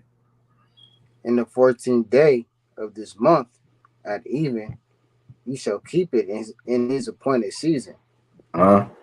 according to all the rites of it, Hmm? and according to all the ceremonies thereof shall ye keep it. Go ahead. Go And ahead. Moses Yeah, spake go ahead. unto the Shalaki. Okay. And Moses spake unto the children of Israel that they should keep the Passover. Huh? And they kept the Passover on the 14th day of the first month, at even in the wilderness of Sinai, according to all that the Lord commanded Moses, so did the children of Israel. All right, we're going to get into it right here in verse 6. And there were certain men who were defiled by the dead body of a man, Mm. that they could not keep the Passover on that day. And they came before Moses and before Aaron on that day. Right. So how beautiful is that? That this is a mighty example of understanding how in order the Lord does things and how he expects us to be in order. And he's already mapped out and appointed a time for us to keep the Passover. Mm-hmm. If we weren't able to keep it in that first month that we were supposed to keep it. And he's already got it locked down for you to where you don't even have to wonder about it. If there's a reason why you unclean and why you can't keep it in its appointed season, and the Lord made it to where you still keeping it in its appointed season if you had to miss it that first time around, right? So go ahead in verse 7, King. And those men said unto him, we are defiled by the dead body of a man. Huh? Wherefore are we kept back, that we may not offer an offering of the Lord in his appointed season among the children of Israel. Jump down to And verse Moses 10. said unto them, stand, Salakia, jump down to verse 10. verse 10, Rock it speak down. unto the children of Israel, saying, if any man of you or of your posterity, Slakia, shall be unclean by reason of a dead body, or being a journey of far off, yet he shall keep the Passover unto the Lord. Hey, he said, yet he shall keep the Passover unto the Lord. So there's no out to this thing. There's no, oh, well, hey, I was unclean. I went to a funeral. I was around a dead body. A kind of a damn crime scene happened on my street. And I went outside and I was around the dead body and now I can't keep the Passover. And he said, yet you still going to keep that Passover, right? Go ahead, King. The 14th day of the second month, Mm-hmm. at even, they shall keep it. You said keep going? Yeah, finish that out. Gone. And eat it with unleavened bread and bitter herbs. So you see that? So you keeping it on the 14th day of the second month, right? And you're still eating it with unleavened bread and bitter herbs, right? The ordinance don't change. You're not now just eating whatever. You're not now just, okay, well, I had to keep it in the second month, so I'm gonna go ahead and just, give me whatever kind of bread I like. Or I'm gonna eat me some herbs that aren't bitter. No, you still keeping it the same way, right? Mm-hmm. All praise to the Most High. Um, Go ahead in verse 12, King. They shall leave none of it until the morning, nor break any bone of it, Or what? nor break any bone of it, Ah, according to all the ordinances of the Passover, they shall keep it. according to some of the ordinances. According to all the ordinance of the Passover, they shall keep it. Ah, you see that? So according to all the ordinance of the Passover, and you still keeping that thing, man. And the Lord did that. He made it to where you will still be able to keep the Passover. You just got to keep it in the 14th day of the second month. And how beautiful is that? You don't have to miss the Passover. You don't have to miss that beautiful celebration. You don't have to miss that opportunity to purge out the leaven within your spirit, right? You still get to carry that thing out. All praise to the Most High. Brothers got it. All praise. Con, all praise. I got a precept. Let's go to Numbers 19 and what is that? 19 and 11. And 11. Numbers 19 and 11. Con. All praises, because this how the king was bringing out. Hey, you might have been around a dead body, touched the dead body.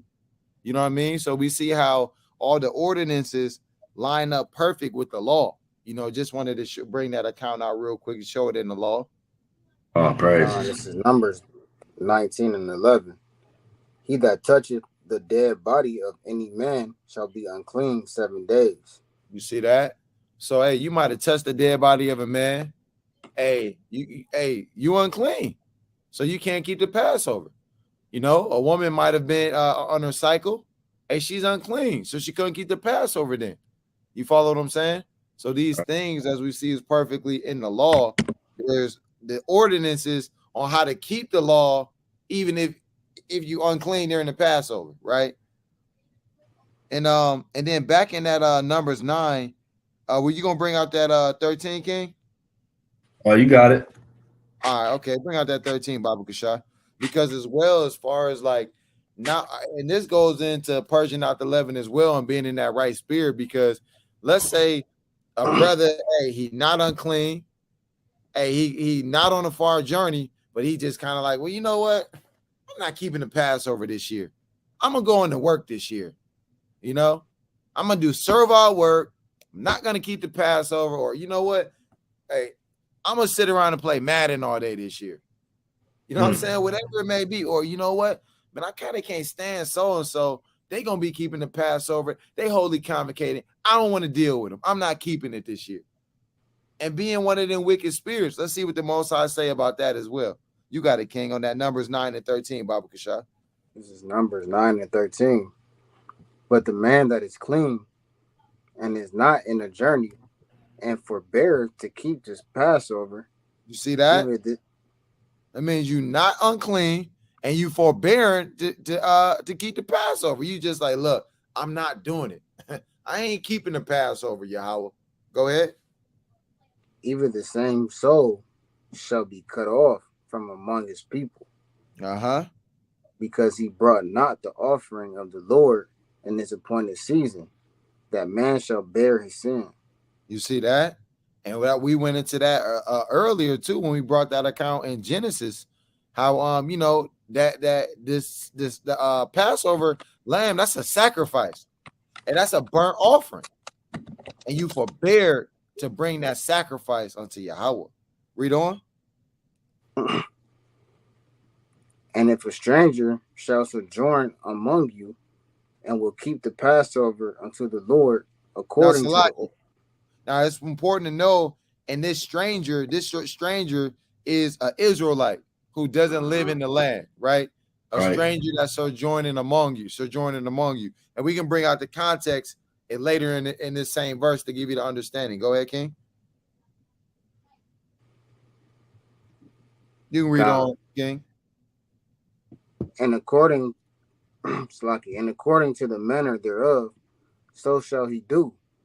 You shall have one ordinance, both for the stranger and for him that was born in the land. You see that? So that shows you the context of what type of stranger that's talking about. An Israelite who wasn't born in the land. But whether that they were born in the land, or whether that they're a stranger who wasn't born in the land that's sojourning among you, you follow what I'm saying? There's still one ordinance for the Passover.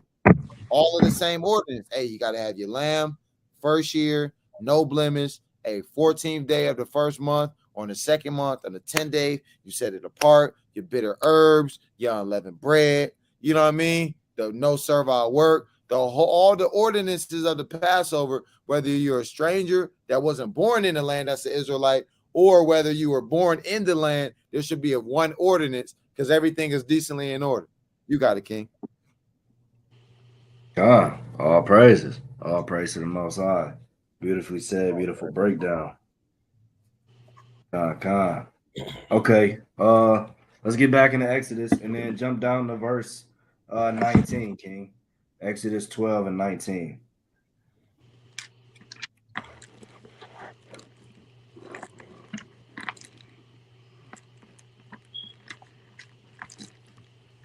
This is Exodus 12 and 19. 7 days shall there be no leaven found in your houses. Uh-huh. For whosoever eateth that which is leavened, even that soul shall be cut off from the congregation of Israel, Uh-huh. whether he be a stranger or born in the land. And you see that? That's that same context that the brother was just beautifully expounding on. And whether he be a stranger or born in the land, that's how you know this is still an Israelite, right? Because it could be an Israelite that's traveling from another land, right? Go ahead in verse 20. Ye shall eat nothing leavened, in all your habitations shall ye eat unleavened bread. So you have to make sure you're not eating anything that's leavened, but you also have to eat unleavened, right? I think, led to believe that, some brothers and sisters may get tripped up on that, to where you know that you can't eat anything with leaven because you spending all your time getting all the leaven out of your house, making sure that you don't eat nothing of leaven, but you got to make sure that you also eating things that are unleavened all week. And that's why the brother put up those beautiful recipes um, to show an example of some things that you can make, right? And then you said that the link was at the bottom, right? Con. All praise for everybody to be able to, click on and, Oh, share Salakia. some things. No, I was saying our email is scrolling on the bottom of Oh, okay. the live. So, you just tap into that email address and we can actually send you the PDF version, Lord willing, of the recipes. You got it, King. Salakia. All praise, no, all praise to the Most High. All praises. All right, let's Salakia, bear with me for 1 second. Brothers had anything. Yeah, bring out that 21 because this is very important as well in terms of just to realize that the Passover, that lamb is the Passover. Like that's the Passover sacrifice. And what we're going to get into as well, Lord willing, is bringing out, you know what I'm saying, how Yahushai represents that lamb. But bring out that verse 21, Baba Kashai. God. This is Exodus 12 and 21. Then Moses called for all the elders of Israel and said unto them, draw out and take you a lamb according to your families and kill the Passover. You see that? And kill the Passover. So that lamb is synonymous with the Passover, that sacrifice, right? Because without that lamb, there would be no blood. I'll bring out that 22 as well. Would be no blood to dip your hyssop in, to put up on the doorpost so the angel of the Lord could pass over. So that lamb is chiefly that represent what's the word? Representation. The water Malak of the Passover. Bring out that 22, Baba Kashai, King. God, verse 22. And ye shall take a bunch of hyssop and dip it in the blood that is in the basin, and strike the lintel and the two side posts with the blood that is in the basin. And none of you shall go out at the door of his house until the morning. Con. So we see that blood, right? Once you kill that Passover, which is that lamb, that making that sacrifice, gonna take that blood in antiquity, go ahead and sprinkle it over your door with the hyssop. You know what I'm saying? The lintel is the top of the door, and the two side posts.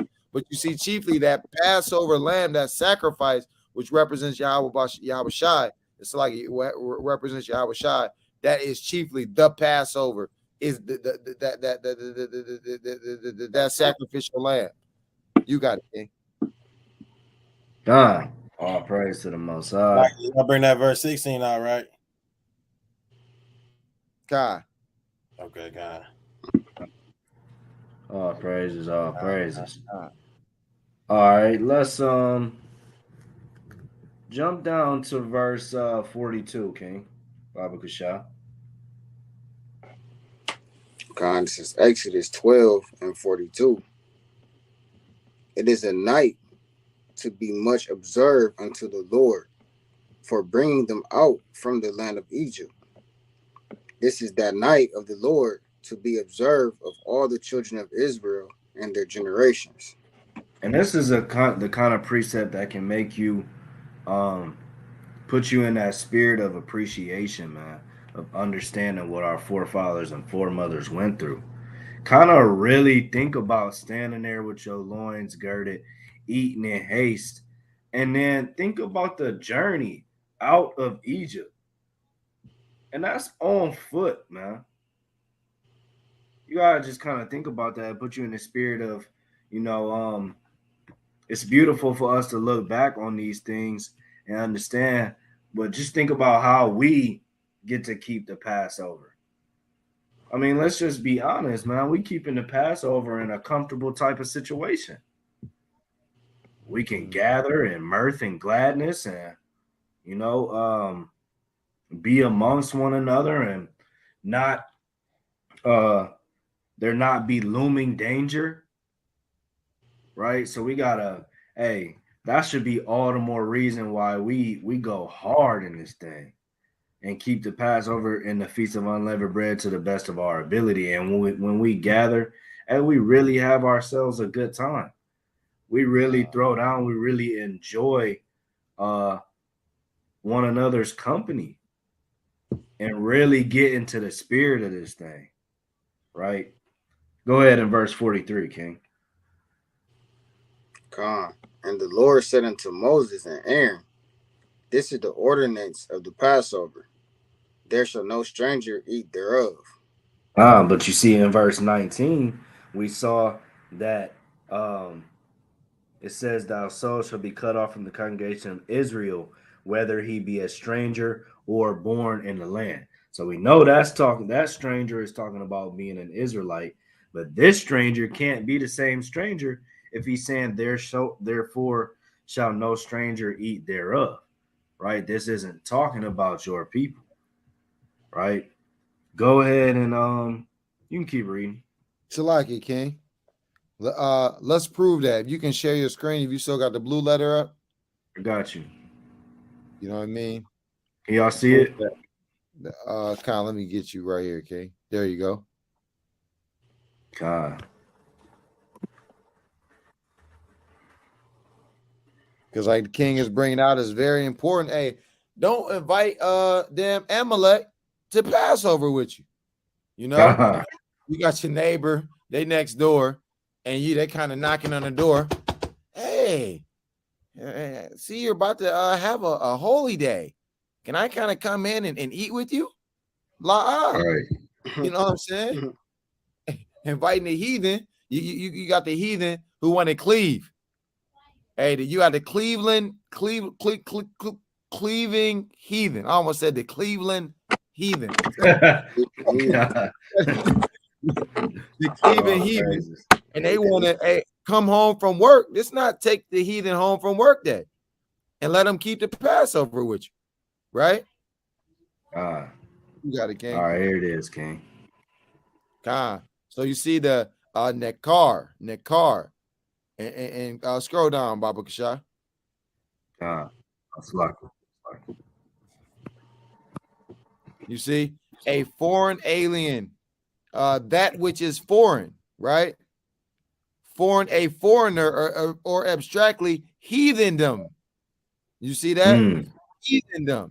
So this is not referring to the other stranger. Stranger. Salaki. You know what I'm saying? It's not the other stranger that's joining that's an Israelite that wasn't born in the land. This is talking about a heathen. So we just wanted to prove that through the precepts. God. You got it. All praise to the Most High. All praises. Beautiful breakdown. We're at 44.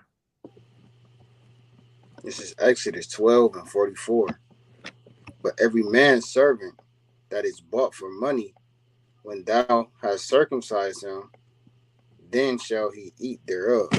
And don't get tripped up on this either, because we already seen that the Lord is telling you heathens are not to partake in our Passover. So don't let precepts like this trip you up and get to thinking, well, is the servant of another nation? Hey, the Lord said that no heathens is partaking in the Passover, right? So just keep that in mind. All right, go ahead. Con, a foreigner and an hired servant shall not eat thereof. God, and you see that? All praise to the Most High. The word just, it's so beautiful, man, right?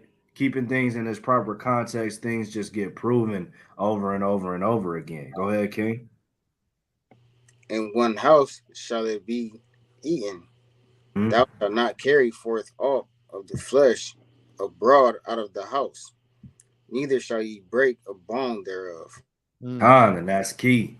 That's key. Like the brother was saying, we're gonna get into it.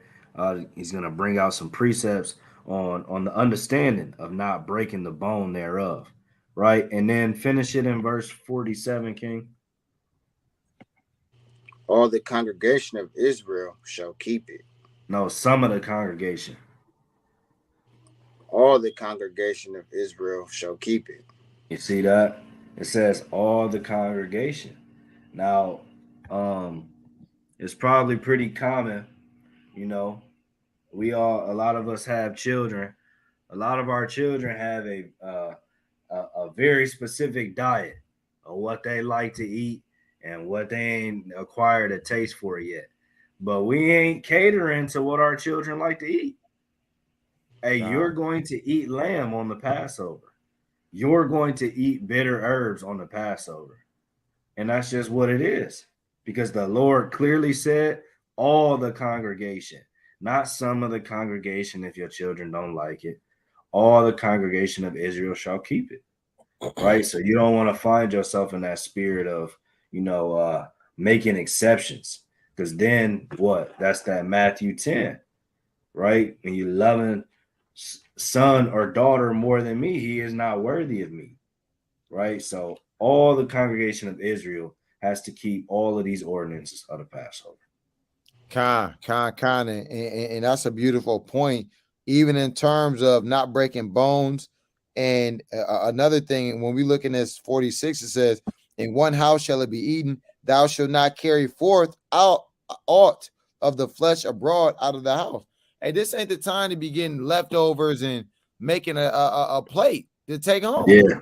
So you kind of keeping the Passover as a holy convocation, and you kind of, you kind of everybody putting a damn lamb chops in a little bag.